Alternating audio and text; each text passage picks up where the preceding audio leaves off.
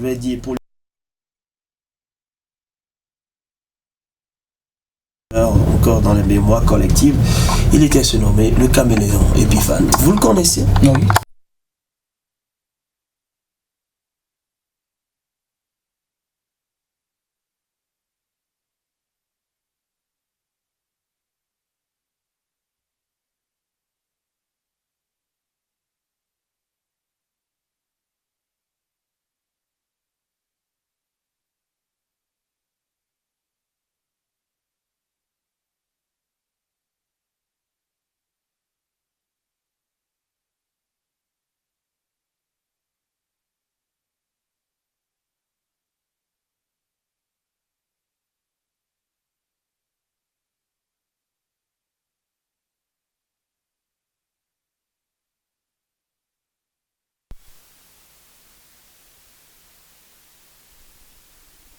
Je crois qu'avec Mathieu Kérékou, même si pendant longtemps il a été taxé de tout ce que vous savez, dictateur, révolutionnaire, il est quand même revenu à sa propre personne en se disant à un certain moment il faut que je cède, il faut que je fasse donc des concessions avec l'ensemble de la classe politique béninoise, et c'est grâce à lui aujourd'hui que nous avons retrouvé donc cette démocratie qui reste encore vivace au Bénin, même si certaines autres personnes ont d'autres interprétations de ce qui concerne la démocratie dans notre pays. On sait quand même que c'est sous Mathieu Kérékou qu'on a ravivé les flammes de la démocratie, les flammes de développement. C'est lui qui a je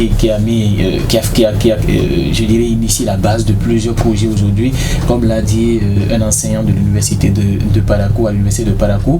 Il disait c'est grâce à cette personne là aujourd'hui que tout ce qui est en train de se passer dans notre pays est en train de se dérouler. S'il n'y avait peut-être pas cette concession de 90, peut-être que le pays allait chavirer, qu'on en serait là aujourd'hui. Donc à parler d'un régime militaire à la tête de notre pays, des coups d'état répétés, de plusieurs autres actions qui ne sauraient quand même permettre le développement de notre pays. 9 ans après, je crois que quoi qu'on dise, son héritage doit rester. Les gens, on doit se souvenir de lui, on doit se rappeler de ce que cet homme-là a fait pour le Bénin.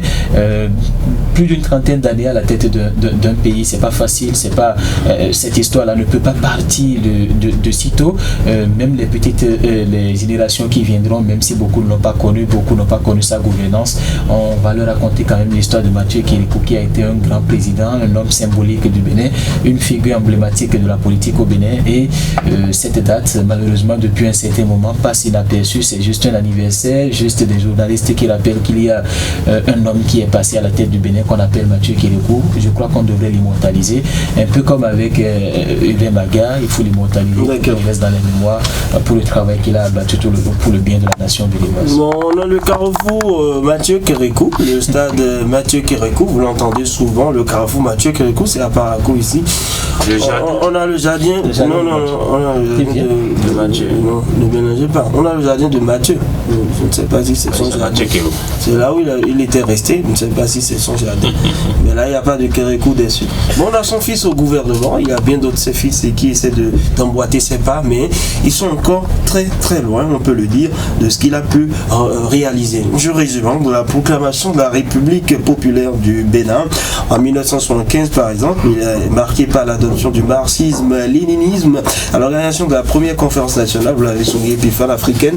C'était en 1990. Il a su évoluer avec son temps, reconnaissant aussi ses limites et les limites de son modèle, et il a orchestré aussi la transition vers une démocratie multipartite avec un profil humble, une volonté de réconciliation. Bien que battu en 91 par le président Nicéphore Soglo, il revient en force en 96, remportant de nouveau la présidence et consolidant ainsi son surnom de caméléon. Comme chantait le célèbre artiste béninois Jonas Pedro, aussi. La branche ne se casse pas dans la du caméléon. Alors, sacré Mathieu Kérékou, le président, cher à nous, il a quitté le pouvoir en 2006, mais il a continué d'influencer la scène politique dans notre pays, la scène politique béninoise jusqu'à son décès. Quel souvenir vous en gardez déjà? Oui, vous avez déjà pratiquement tout résumé, mais on pourra aussi rappeler le fait qu'il est venu mettre fin à cette pagaille-là en 1972, je crois, quand les coups d'État succédaient dans notre pays. Avec les monstres à trois têtes. Vous vous souvenez toujours de cette interview accordée à, je ne sais pas, je crois que ça devait être RFI. RFI, ou en tout cas une chaîne française. On disait que le Bénin c'est un petit pays. Pour avoir trois présidents.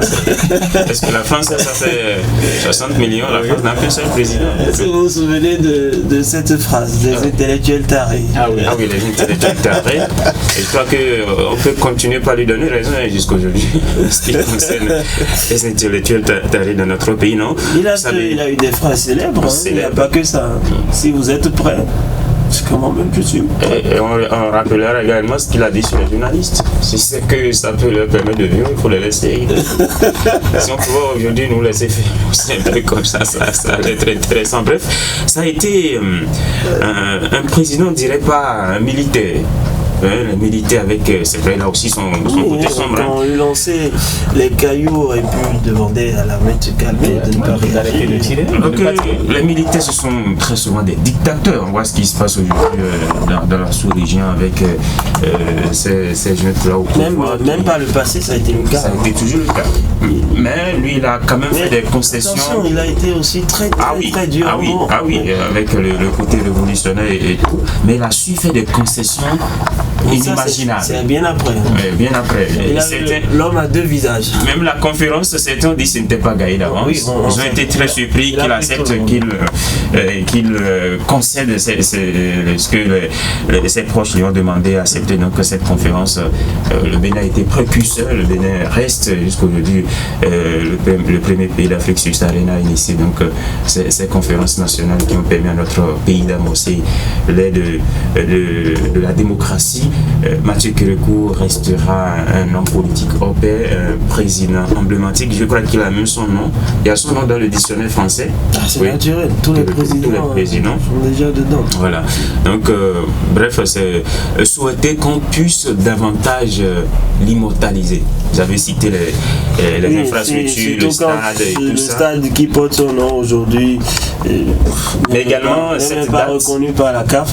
Ce n'est pas bien. Il faut tout faire pour que ce stade ressemble vraiment à l'histoire du président Mathieu Kérékou. Et même le carrefour dont vous parliez. Oh, ce carrefour où voilà, c'est l'autre côté qui a été amélioré. Bon, les gens aiment se reposer là. On va passer par là dans la journée pour savoir s'ils connaissent vraiment le nom de ce carrefour. Parce qu'il n'y a rien qui vous rappelle Kérékou. C'est le maire Karim Souradiou qui a pris l'initiative avec son conseil municipal dans l'émotion de son décès et tout. Mais on attend vraiment qu'on matérialise cela. Peut-être pour les 10 ans, l'année prochaine ça va faire 10 ans. Je pense qu'on peut mettre ça en place en un an. Qu'on puisse quand même amorcer quelque chose. Non. C'est bien. Je crois que l'histoire de Mathieu Kérékou doit être enseignée dans nos écoles. Je ne sais pas si dans le programme actuel, notamment au primaire, ça se fait. Mais il y a ces figures emblématiques là qu'on ne doit pas oublier, que les générations actuelles doivent savoir, s'inspirer de ces grands hommes-là pour construire. Ceux qui l'ont suivi incarnent toujours cet homme, s'inspirent de ses bons côtés. Je ne suis pas trop sûr. Parce que quand vous voyez la façon dont les choses mais les réalités aussi ont changé. Les réalités ont changé. On ne peut pas appliquer une chose que Mathieu Kérékou a appliquée en 1972, 80, 90. Ce n'est plus possible aujourd'hui parce que les réalités sont tout autres. Mais il y a ces points positifs, cet humanisme, cette volonté de voir une nation unie, son pays développé. On peut toujours puiser ce côté positif là de lui pour mieux construire davantage le Bénin d'aujourd'hui et de demain. Voilà. Epiphane, quelque chose à ajouter, sinon paix à son âme? Oui, paix à son âme, et je crois qu'on doit pouvoir, tel que l'a déjà, immortaliser son héritage. Il n'y a pas en tout cas d'infrastructures aujourd'hui qui témoignent réellement de ce que Mathieu Kérékou est passé par la tête de notre État. Vous avez parlé du stade qui aujourd'hui n'est quand même pas conforme aux normes de la CAF. Et je crois qu'on doit initier beaucoup d'autres choses, et même pourquoi pas dans nos écoles, enseigner l'homme aux générations futures. Chacun doit trouver son histoire aussi, s'inspirer de ces grands hommes pour servir la nation béninoise et la révéler. C'est ce que j'ai envie de dire pour conclure ce matin. Merci à vous Jacques Dégbé, merci à vous Epiphane Chabi.